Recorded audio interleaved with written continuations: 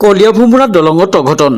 পুৰণি কলীয়াভোমোৰা দলঙৰ পৰা ৰেলিং ভাঙি ব্ৰহ্মপুত্ৰৰ বুকুত পৰিল এখন বাহন।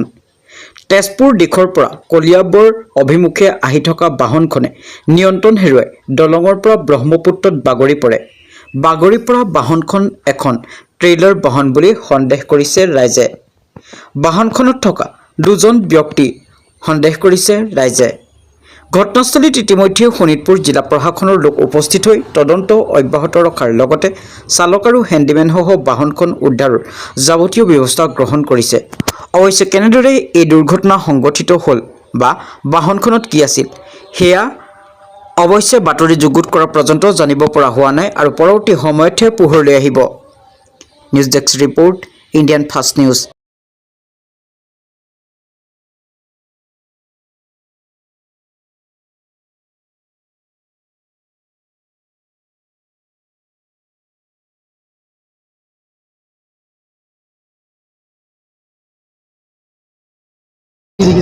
গাড়ীখন মানে আমি ধাৰণা কৰাৰ মতে কলীয়াবৰৰ ফালে তেজপুৰৰ পৰা গাড়ীখন কলীয়াবৰ অভিমুখে আহি থকা অৱস্থাত ব্ৰিজৰ প্ৰায় 4 নম্বৰ 5 নম্বৰ মানৰ খুঁটাৰ ওপৰত গাড়ীখন এক্সিডেণ্ট হৈ পেলাই ট্ৰেইলাৰ গাড়ী এখন তলত পৰিছে।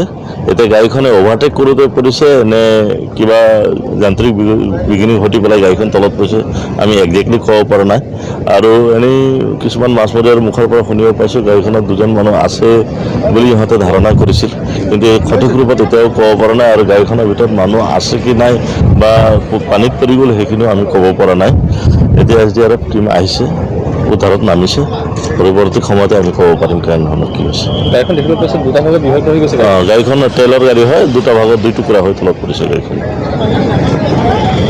পুৰৰ কলীয়াভোমোৰা দলং অৰ্থাৎ ব্ৰহ্মপুত্ৰ দলঙৰ পুৰণি যিখন দলং, সেই দলঙৰ পৰা প্ৰায় আধা ঘণ্টামান আগতে এখন ট্ৰেইলাৰ ট্ৰাক ৰেলিং ভাঙি তলত পৰি যায়।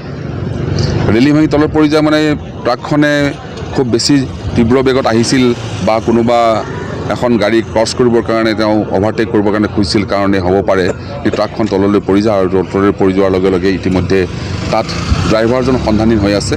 আৰু ড্ৰাইভাৰৰ লগত কোন মানুহ আছিল, কেইজন মানুহ আছিল আমি এতিয়াও সন্ধান কৰিব পৰা নাই। ইতিমধ্যে জিলা প্ৰশাসনে বিহিত ব্যৱস্থা গ্ৰহণ কৰিছে। NDRFৰ মানুহ আহিব, এতিয়া তেওঁ অনুসন্ধান কৰিব আৰু লগে লগে পুলিচ প্ৰশাসনো ইয়াত জড়িত হৈ আছে, লাগি আছে। আমি অনুসন্ধান কৰিব খুজিছোঁ যে গাড়ীখন ক'ৰ পৰা আহিছিল, তাৰ গাড়ীখনৰ ঠিকনা কি, গাড়ীখনৰ মালিক কোন, আমি এতিয়ালৈকে ধৰিব পৰা নাই। গতিকে জিলা প্ৰশাসনে ইতিমধ্যে চাৰ্চ কৰি আছে যে গাড়ীখন ক'ৰ পৰা আহিছিল, গাড়ীখনৰ মালিক কোন, গাড়ীখনত কেইজন মানুহ আহিছিল, এই সকলো সন্ধান আমি কৰিবলৈ গৈ আছোঁ।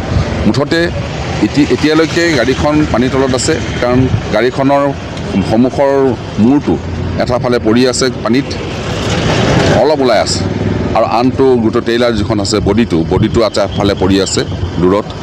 গতিকে কেইজন মানুহ আছিল, কিমান মানুহৰ অঘটন ঘটিলে বা ঢুকালে নে জীয়াই আছে, এইখিনি আমি সন্ধান কৰিব পৰা নাই। আমি সন্ধানত লাগি আছোঁ।